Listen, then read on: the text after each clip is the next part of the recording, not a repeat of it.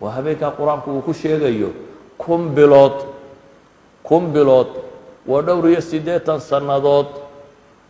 oo 3 sano wax ka badan bilaa dheer 3 sano siduu ula mid yahay yani waxa weeyaan salaadaad habeenkan tukataa 3 sannadood salaadaad kun bilood salaadaad tukanaysa u dhigantaa wardigaad wardidaa intaasuu u dhigmaya yani camalka khayrka aad shaqaysataa camal la shaqaynayay dhowr iyo 80 sannadood buu maxay ayuu la fadliya u dhigmaya ilaahay wuxuu ku tilmaamaya habeen barakaysan inuu yahay haddaad inuu barako raadinayso soomaalidu barakay doontaa soo maaha xabaalaha waa laga soo barakaystaa meeshan waa laga barakaystaa waa barakaa la raadinaya haddaad barako rabto inaa anzalnaahu fii laylatin mubaaraka baa ilaahay habeen barakaysan habeenkan baa ah ee raadi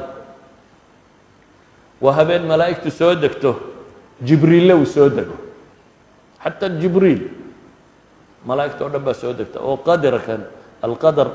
culamada mufasiriinta qaar baaba sheega inay tahay min addiiq oo cidhiidhi ay tahay waxaan filayaa caalimkii lugawiga ahaa khaliil ibnu ibraahim alfarahidi siduu sheegayo khaliil ibnu axmed alfarahidiy siduu sheegayo dayqii cidhiidhigii buu ku fasiraya wuxuu leeyahy malaa'igtaa dhulku cidhiidhi ku noqdaa idan malaa'igta iyo dadkii fiicnaa baa soo dega waa hiya salaam baa ilaahay ku tilmaamay waa habeen nabadgelyo shayطaan iyo inta xumaha wadoo dhan baa laga nabad galaa waa habeen maqaadiirta sanadka soo socota fiiha yufraqu kulu amrin xakiim maqaadiirta sanadka soo socda oo dhan lasoo qoro malaa'igta loo soo dhiibo waa habeen uu nebi moxamed leeyahy calayhi الsalaatu wasalaam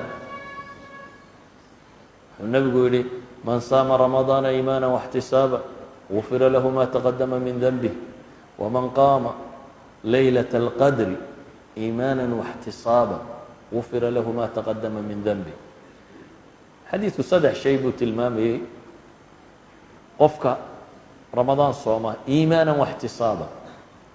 isagoo yaqiinsan oo rumaysan oo mukhlisa oo طaacada alle u ikhlaas samaynaya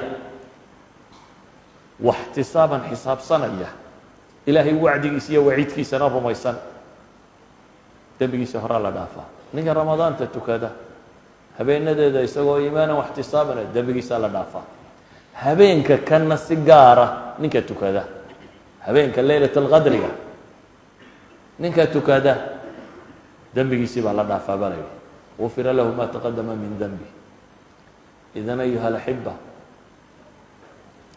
waa habeenkaasi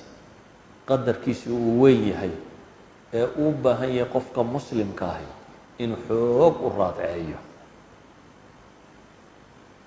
cibaadaadka ugu badan ee 10kan la sameeyo ay culimmadu tilmaamaan waxaa ka mid ah qur-aanka oo akhriskiisa la badiyo qur-aanka oo akhriskiisa iyo tadabburkiisaba la badiyo waayo ilaahay bishan buu u doortay inuu soo dejiyo nebigana calayhi الsalaatu wasalaam jibriil baa intuu u yimaaduu bisha tan qur-aanka la akhriyi jiray oo la daraasayn jiray sanadkii u dambeeyena 2 goor baabuu jibriil la daraaseeyo ku dul akhriyay culammadii muslimiinta ahaydee ka dambeysayna waa ku dadaali jireen inay qur-aanka akhriskiisa badiyaan kow dee wax lagu wardiyey horta qur-aanka waxyaaba ugu fadli badana oo waa kii xadiidka nebigu ku tilmaamayay qur-aanka xaraf xaraf baa loo tirinayaa maxay akhriskiisa alif ba ta tha alxamdu lilaahi rabbi اlcaalamiin saasaa lagugu tirinaya 140 ay faatixadu ka koobantahe xaraf macnaheedu waxa weeyaan 1,000 iyo dhowr boqol oo ajar aad yeelanaysa markaad faatixada ula akhrido idan qur-aanku wax lagu wardiyo buu u fadli badan yahay aakhirana wuu shafeecaya walidalik ayaa salafkii ummadda tani waxay xoog ugu dadaali jireen inay qur-aanka in badan dhameeyaan bisha ramadaan